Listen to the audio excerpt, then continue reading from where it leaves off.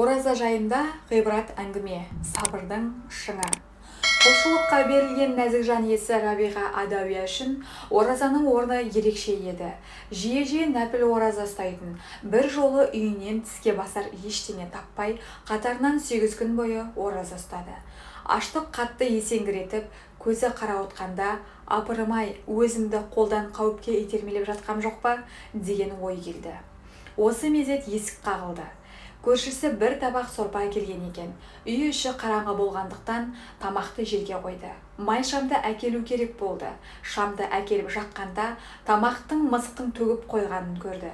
Ештеңе етпес, сумен ауыз ашармын деп ойлады. Суды енді іше бергенде қолындағы тостағаны түсіп кетіп қақ бөлінді.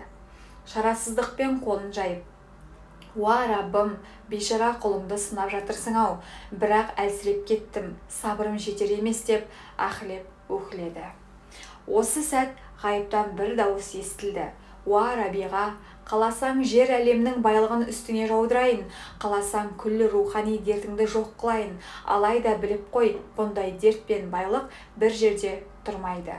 Бұны естігенде әулие: «Уа Раббым, бар есіл дертім сенде ғана болсын, көңілімді басқаға бұрғызба» деп күбірлеп дұға етті.